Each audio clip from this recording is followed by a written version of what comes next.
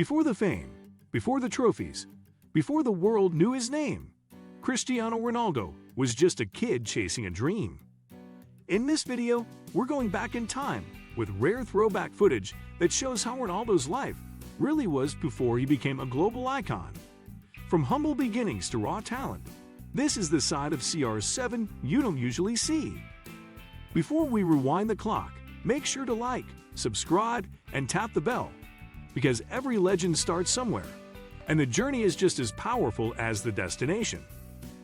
Let's dive into the story behind the superstar, the grind, the struggle, and the spark that started it all. The humble beginnings in Madeira.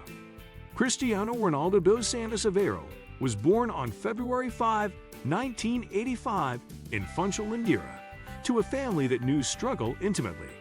His father, José Dinis Aveiro, worked as a municipal gardener and part-time kitman at a local football club, while his mother, Maria Dolores, was a cook and cleaner.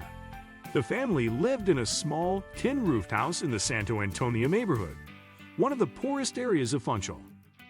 Money was always tight in the Aveiro household. Cristiano shared a single room with his three siblings, older brother Hugo, older sister Alma, and younger sister Keisha. The house had no hot water, and luxury was a foreign concept.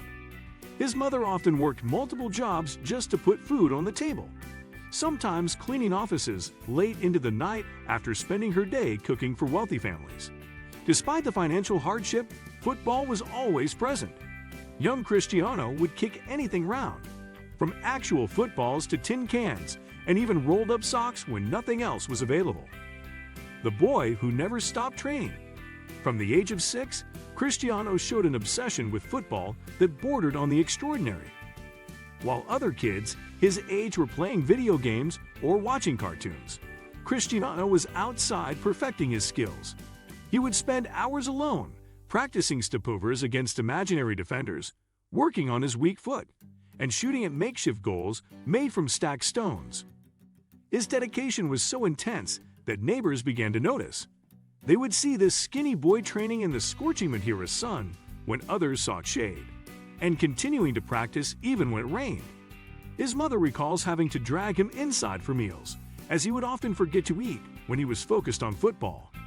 Teachers at his local school complained that Cristiano would skip classes to play football, but his passion was uncontainable. The local amateur team, CF Andarina, where his father worked as a kit man, became young Cristiano's second home.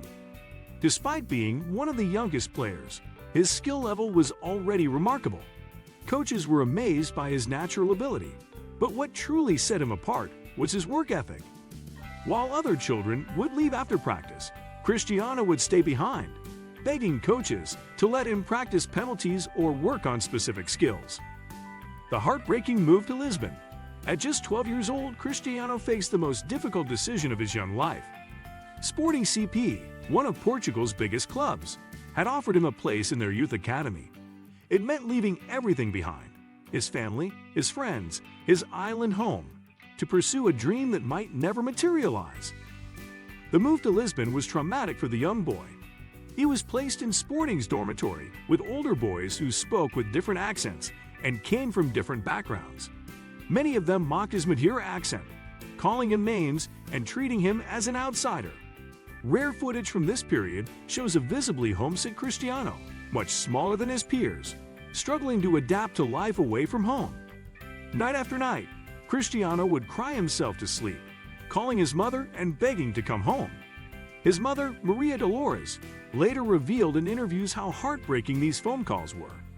She could hear her son sobbing, telling her he wanted to quit football and return to Madeira. The loneliness was overwhelming for a 12-year-old who had never been away from his family. The school struggles and heart surgery. Academic life in Lisbon proved equally challenging for young Cristiano.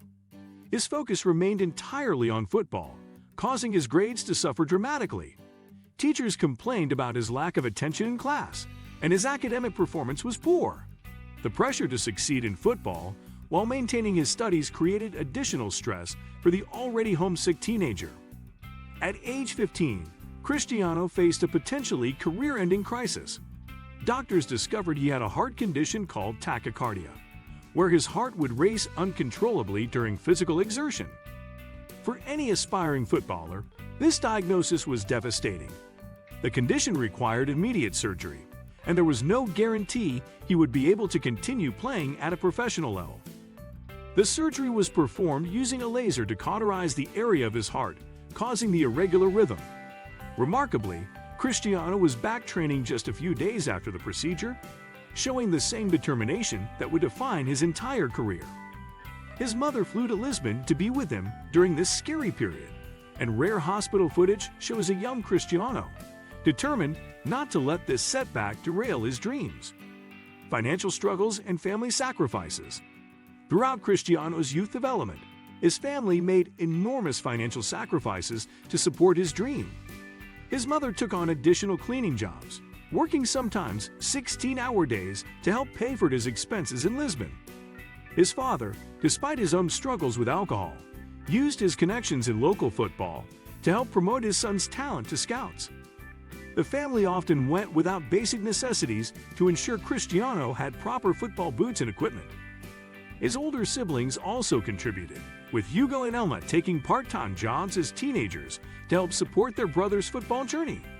These sacrifices created immense pressure on young Cristiano, who understood that his entire family's future hopes rested on his shoulders. Phone bills became a significant expense, as homesick Cristiano would call home daily, sometimes multiple times per day.